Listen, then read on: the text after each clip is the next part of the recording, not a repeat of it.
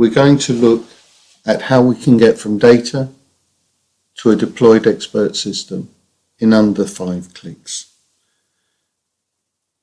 Let's start by looking at some data. Excel.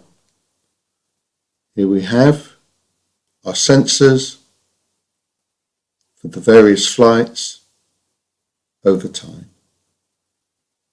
We can push this into a machine learning algorithm and it will generate us a decision tree. I'm not going to show you that. That's standard. But what we can then do is export the decision tree as PMML, and then we can import that into Prolog. Let's fire up a Prolog and let's import PMML.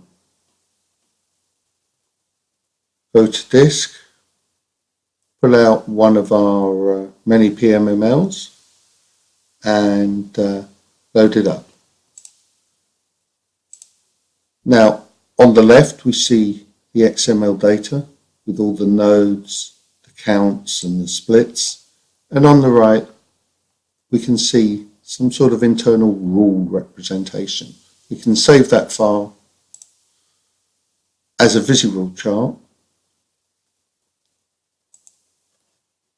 CS4, it's my fourth time lucky. And now we will get a visual chart. Let's get that out of the way and we can see some information on it. And it has an average path length of 6.2. Okay. Here's our chart. We can do what we like to it. So one thing we might want to do is say, okay, we don't really need this. We can delete that.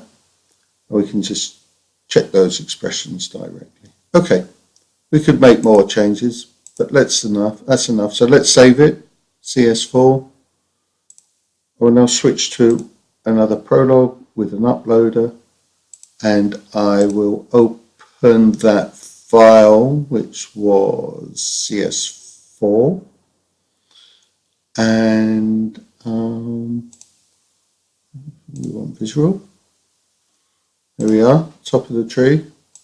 Okay, there's the chart. Yeah, we could add in explanations or do other things, but we're just going to push it. So we go to the web, let's call it demo 4, click the right file, and push it up to our visual server, cloud-based server, which will walk through this chart, extract all the relevant bits, and publish us an interactive web-based questionnaire. It will also generate an SVG image of the chart. So we can now answer the questions generated from this chart interactively. Pause.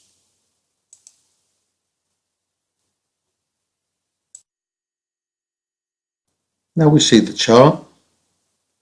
First question, let's put in a value of 0.77, and that takes us to the right, and then maybe let's put in a value of 145.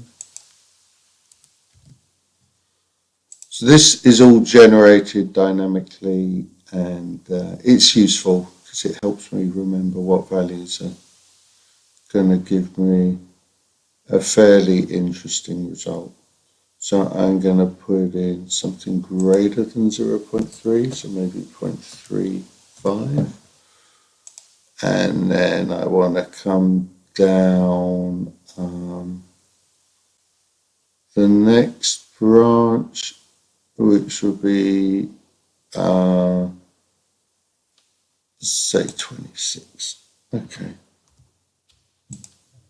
That should get me to the end, and it will generate me a report, and the report contains a question trail of all the answers and the whole conversation of the session.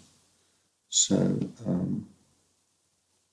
that will appear in a file, and the file is stored on the server. and that file can also be generated as XML, and the XML can be passed through to other processes.